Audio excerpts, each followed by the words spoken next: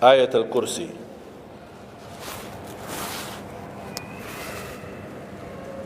Jangan tinggalkan ayat al-kursi lepas salat.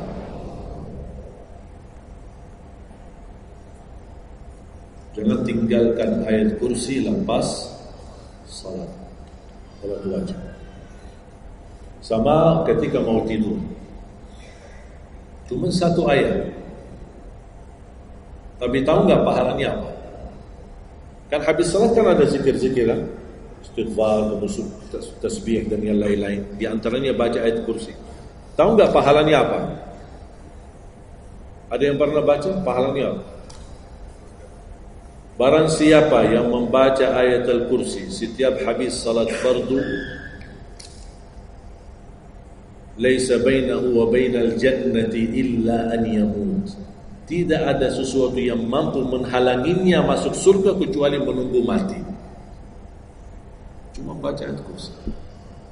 Dan ketika mau tidur, lagi buru-buru, ada meeting, ada rapat, ada urusan mendadak, habis salat, astaghfirullah, astaghfirullah, astaghfirullah, Allahumma antas salam wa minkas salam, sampai selesai, langsung baca ayat kursi. Terus subhanallah itu yang lain-lain gimana? Dapat apa sambil jalan? Naik motor, subhanallah, subhanallah, subhanallah, subhanallah, sambil jalan. Subhanallah ada riwayat 33, ada riwayat 25, ada riwayat 10, minimal 10. Subhanallah 10 kali, alhamdulillah 10 kali, Allahu Akbar 10 kali. Itu yang paling sederhana. Saya bagikan ini, biasanya kalau saya isi di kementerian atau di pejabat, saya kasih zikir-zikir begitu. Pak, subhanallah cuma 10 kali. Biasanya kita tahu 33. Lah ini khusus buat pejabat. Yang penting zikir, supaya jangan tinggalkan. Zikir. Banyak orang sibuk, mendadak ada urusan, udah zikir. Subhanallah cuma 10 kali. Subhanallah 10 kali, alhamdulillah 10 kali, Allahu Akbar 10 kali. Itu paling cepat. Ternyata di dalam agama ada yang juga hemat. Hemat sederhana tapi pahalanya tetap besar dan dikurangi. Tidak ada pahala yang hemat. Semuanya pahala sempurna, semuanya pahala agung, sempurna dan luar biasa dahsyat balasan Allah Subhanahu wa taala. Makanya jangan disia-siakan. Yang sederhana ini, makanya saya buat buku 20 amalan ringan tapi pahalanya sangat menakjubkan. Karena selama saya di Indonesia, saya sudah tahu prinsip orang Indonesia. Orang Indonesia tidak suka yang ribet-ribet. Yang ribet-ribet tidak suka.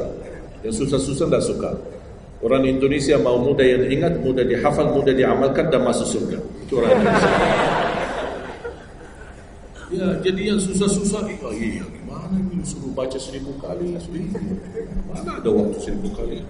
Baca aja sudah 100 kali, udah ngantuk. Saya kasih yang sederhana. Kenapa saya kasih? Karena kemampuan beda-beda. Ada yang tekadnya tinggi, kemampuannya luar biasa dahsyat, bisa ribuan kali dia berzikir, dia silakan. Tidak ada yang melarang kita berzikir, bebas, berapapun. Tapi ada yang malas. Udah. Jadi alhamdulillah di dalam ajaran Islam kita ada malas ya ini malas. Makanya saya bikin 20 amalan dan ini buku 20 amalan ringan. Pahalanya sangat menakjubkan. Pahalanya sangat besar walaupun amalannya ringan, mudah, sederhana. Dan buku ini hanya laku di Indonesia, tidak laku di Arab. Karena cocok dengan budaya Indonesia, saya sudah hafal. Sama dengan bacaan. Mohon maaf tadi kepanjangan Isya. Pas begitu saya ingat merindukan kota Madinah, suasana Madinah. Pas di rakaat yang kedua saya saya di Indonesia. Makanya saya tidak jadi panjang rakaat kedua, biar lebih cepat. Karena memang budaya ini tidak bisa panjang-panjang, lama-lama tidak bisa. Kalau kulhu bisa dibagi 2, terima kasih. Kita lihat tarawih kan salah satu contoh tarawih. Walaupun 23 rakaat jumlahnya banyak, tapi ayatnya pendek. Al-Hakum qul al-Asr qul al-Humazah qul. Ini budaya. Kita kan hormati budaya, harus belajar. Walaupun ada sekarang ada beberapa masjid yang panjang, ya nanti balik kepada kemampuan, tapi tidak boleh saya menyalahkan. Ada orang yang suka, ada saya mau yang qulhu, ya udah sana. Masih qulhu di sana, masih kita kan. Yang penting kita bisa jaga salat. Dan yang terpenting dalam salatnya adalah yang terjaga kekhusyuan. Bukan masalah jumlahnya, bukan masalah kepanjangannya, tapi kekhusyuan. Tumaknina, karena tumaknina rukun dalam ibadah salat. Sama seperti rukun qiyam, rukun baca al-Fatihah. Tumaknina. Apa itu tumaknina? Ketenangan dalam salat. Bacaannya tenang, gerakannya tenang. Bukan kejar-kejaran. Imamnya baru baca al-Fatihah, sudah amin. Imam makmum belum selesaikan ini, terus dikejar imam. Imam Allahu Akbar, sami Allahu hamdah, Allahu Akbar, Allahu Akbar, Allahu Akbar. Imam makmum jadi kasihan. Kejar, dia tidak bisa baca. Makmum, wallahi makmum tidak bisa baca apa-apa. Hanya fokusnya bisa kejar imam. Yang penting jangan sampai tertinggal imam. Yang saya fikirkan, kasihan yang tua-tua, bapak-bapak. Gimana yang bapak-bapak? Kalau yang muda-muda masih bisa kejar imam, terus yang bapak-bapak gimana? Setiap gerakannya batuk 10 kali. Rukuk batuk lagi, sujud batuk lagi. Karena pelan-pelan gerakannya. Saya pernah ada satu kejadian ketika masuk salah satu kampung, kita lewati, saya mampir. Samping saya ada bapak, lumayan tua, gerakannya juga pelan-pelan. Yang saya kasihan, Imam Allah. Saya suka pas ketika takbir. Allah. Bismillahirrahmanirrahim. Alhamdulillahirabbil alamin. Barusan enak, takbirnya enak. Bacanya kenapa enggak? Ini pelan-pelan aja. Santai aja, santai. Walaupun baca satu ayat dua enggak, bukan masalah berapa banyak bacaannya. Yang penting kekhusyuan, tumaknina, karena rukun tumaknina. Allahu Akbar, sami Allahu hamdah. Saya lihat bapak ini sebelah saya. Saya masih bisa kejar imam. Bapak ini enggak kejar-kejar. Imam sudah rukuk, bapak belum rukuk. Begitu imam sami Allahu hamdah, bapak tidak jadi rukuk, diikut sami Allahu hamdah. Astagfirullahalazim. Pas sujud, kita sudah sujud 2 kali, bapak kan pelan-pelan sambil batuk. Terus dia turun sujud. Pas dalam kondisi sujud, kita sudah berdiri, bapak kan baru dia turun, dia berdiri lagi. Astagfirullahaladzim. Pas di rakaat yang kedua, saya megang tangannya, Pak, kita pulang aja deh. Biar bapak salat di rumah. Kasihan bapak tidak bisa salat, tidak bisa rukuk, tidak bisa sujud, tidak bisa apa-apa. Makanya tumakninah bukan wajib, bukan sunnah, tapi rukun dalam salat. Dan tidak sah, walaupun salat sunnah, tidak sah salatnya seorang kalau dia tidak membawa tumakninah. Tidak sah. Disiarkan, di-sharekan, diviralkan, dia bilang ada 23 rakaat 7 menit. Menurut saya tidak usah panjang lebar dibahas. Tidak sah, sudah selesai. Karena meninggalkan, sama dengan orang salat tapi tidak baca Al-Fatihah. Kira-kira sah tidak? Tidak sah. Gimana kira-kira bacaan Al-Fatihah? Oleh karena itu jemaah sekalian, mari kita sama-sama. Apalagi tidak lama lagi kita menyambut bulan suci Ramadan. Saya harap kita mencintai budaya kita, mencintai negeri kita, tapi harus hal yang perlu diluruskan, harus diluruskan. Apalagi yang terkait ibadah salat, tarawih. Tidak masalah masjid 11 rakaat, ada masjid 23 rakaat, jangan ribut. Tidak masalah. Yang mau 11 silakan, yang mau 23 silakan. Yang penting kita bisa melaksanakan salat dengan baik. Apalagi alhamdulillah sudah sekarang muncul banyak para imam-imam, pemuda-pemuda yang bacaannya merdu, yang bacaannya indah. Kita bisa menikmati suasana bulan suci Ramadan. Bacaannya tidak mesti panjang-panjang. Walaupun rata-rata di Indonesia jarang kita menemukan masjid yang khatam. Dulu saya ingat waktu saya masih di Lombok, kita ingat salat tarawih khatam 30 juz dan salat tahajud di 10 malam terakhir khatam lagi 30 juz. 2 kali kita khatam dalam satu bulan Ramadan. Tapi ini karena permintaan dari lingkungan dan jamaah. Kalau tidak ada permintaan susah. Apalagi orang baru datang. Saya sering memperhatikan orang baru datang kayaknya salah masuk masjid. Pas begitu melihat imamnya kepanjangan, masjid apaan ini?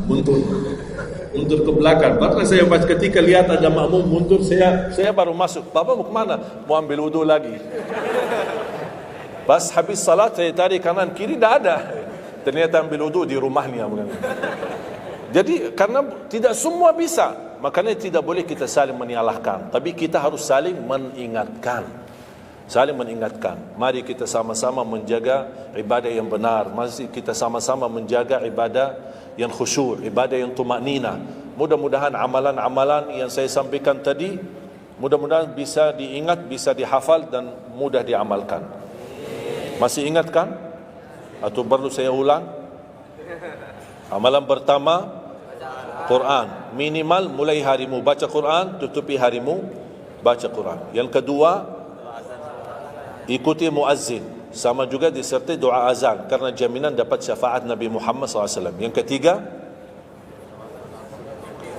jangan tinggalkan qabliyah subuh sesudah azan. Walaupun anda bangun telat, melaksanakan salat subuhnya tetap didahulukan dengan salat sunnahnya.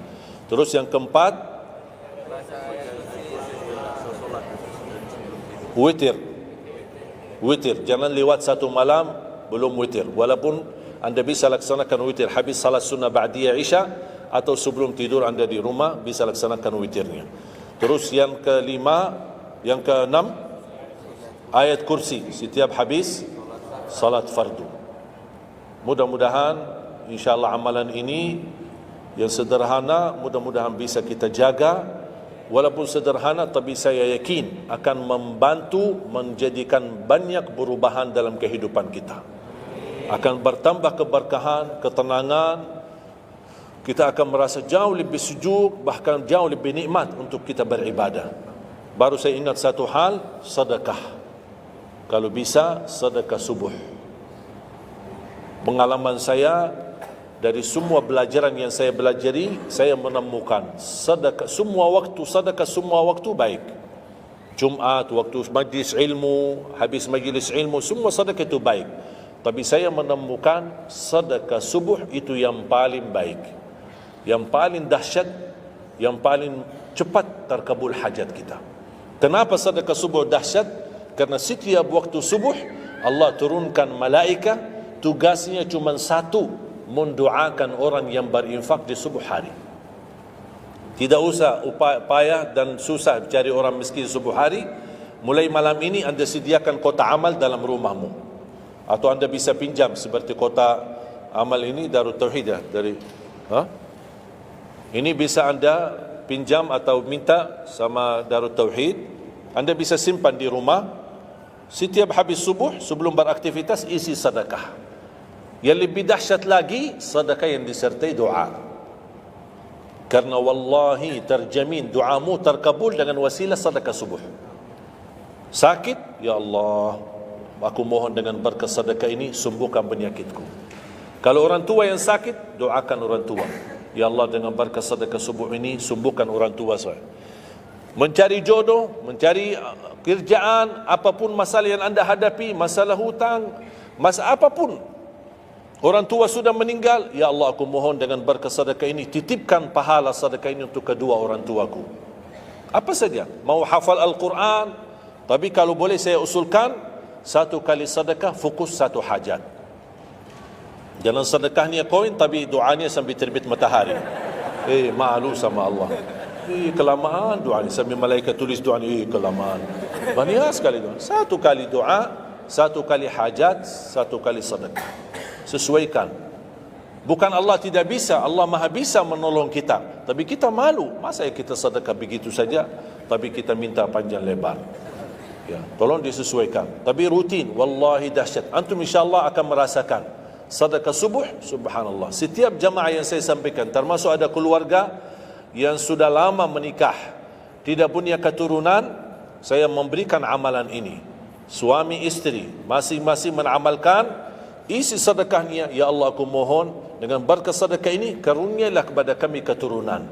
17 tahun mereka tidak punya keturunan. Alhamdulillah 6 bulan kemudian saya dapat berita gembira dari mereka, kabar baik, alhamdulillah istrinya positif hamil. Sedekah subuh luar biasa dahsyatnya. Sedikit tapi rutin. Rutin. Sampai insya Allah kita dipanggil oleh Allah, mudah-mudahan dalam keadaan husnul khatimah.